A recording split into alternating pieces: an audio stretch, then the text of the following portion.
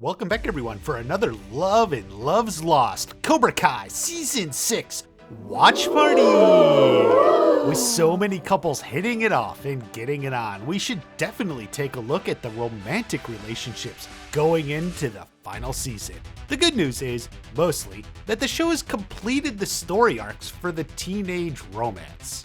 Not that many fans aren't massively invested in what may be the most popular relationship in the show. They're the ones fans rooted for since season 1. The ones you wanted to be like yourself. The one you relate to. Obviously, I'm talking about Hawk and Moon.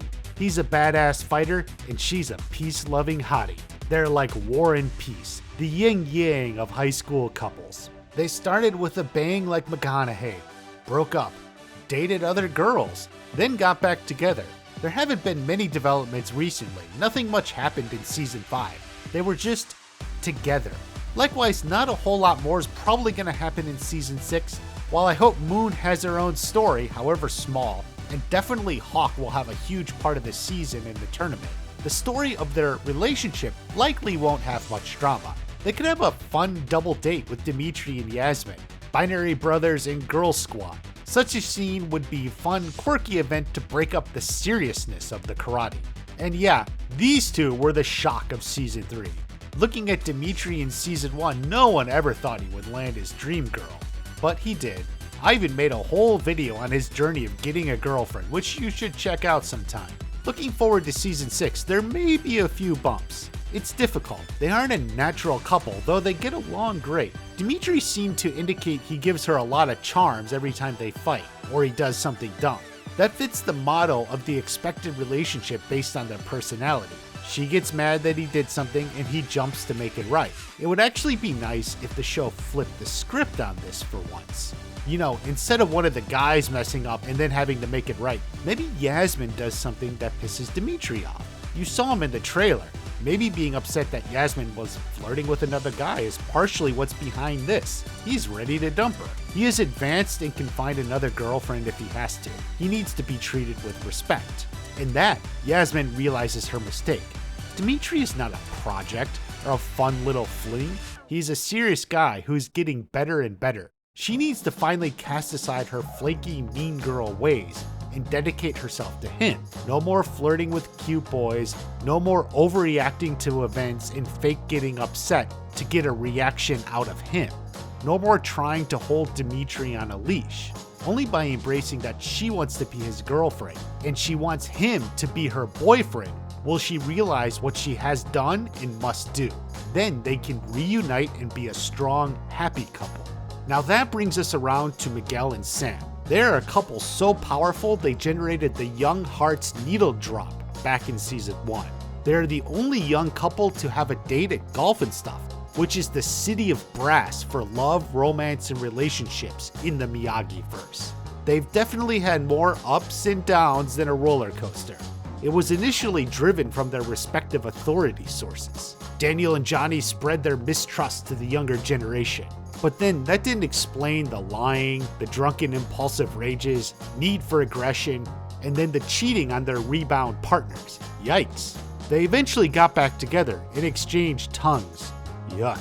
It seemed to be going well, though at least until prom. It was a rough ride through the All Valley, and then Miguel took off for Mexico without even telling her.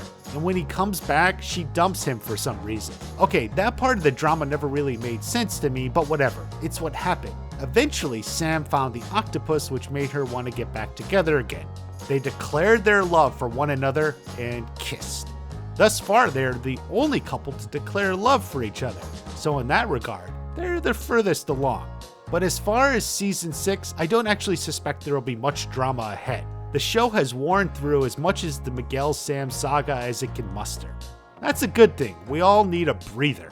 Their biggest challenge as a couple will be navigating their families and their karate obligations. There could be further conflicts in regards to potential colleges. That was hinted at back in season 4. That is a challenge every high school couple faces. Perhaps they want to train and teach karate together, and that ultimately drives their decision on what to do after high school and stay together. Either way, little drama is good here.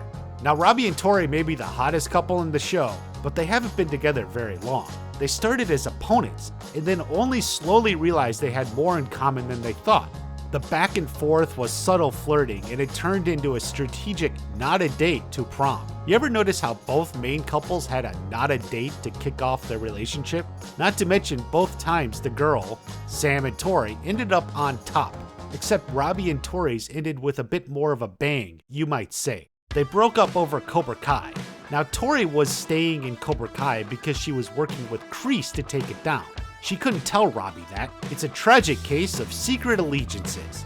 Still, they got back together and are looking strong for season 6. They're all hanging out at school and may even go on a double date. That could be a lot of fun like the other one. We need a cool down in relationship drama here as much as anywhere else. They'll definitely be together in the end. Plus, maybe they'll see a future in karate instruction after high school. It would be a preferred ending. Their biggest obstacle in season 6 may be dealing with the death of Tori's mom. Robbie will try to console her, but these are things outside of his control. When she is eventually able to get back on her feet, they will be together and stronger than ever. Now, there's Daniel and Amanda, who have had quite a lot of relationship drama despite being a happily married couple.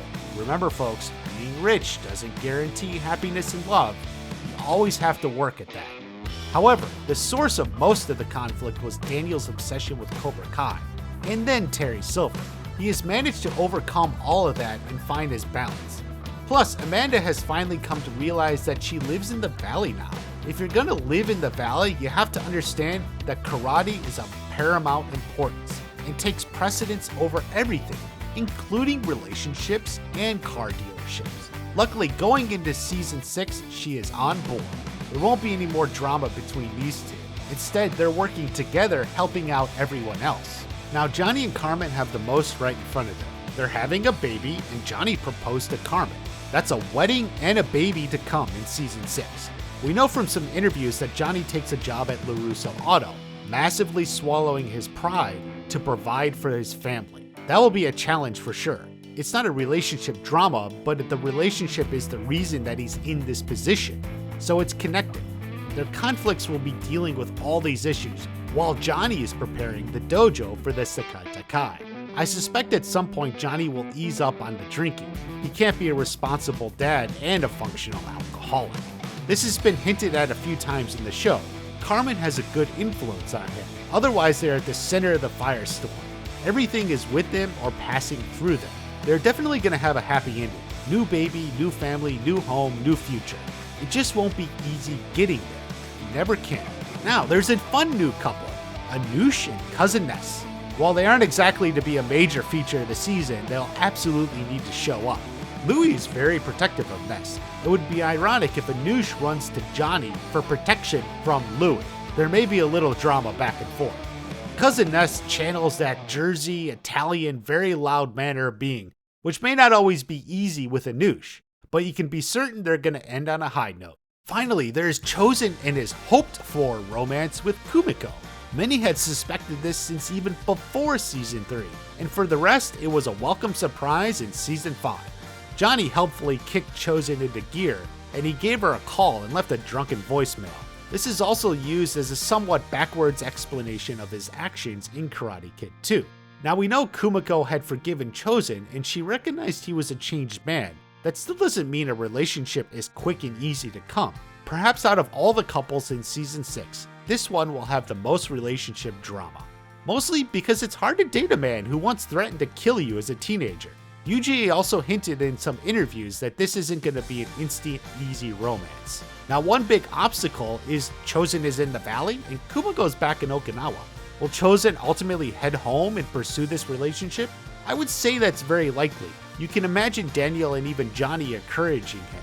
Now, how they go about this, I'm really not sure.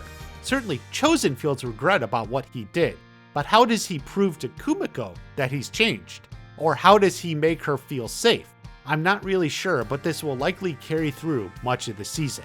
There's also Daniel and Johnny. Their love is platonic and never dying. And there's a portion of the fandom that won't let it go. Merry Christmas, LaRusso. Daniel. Let me know what you think is the best romance to come.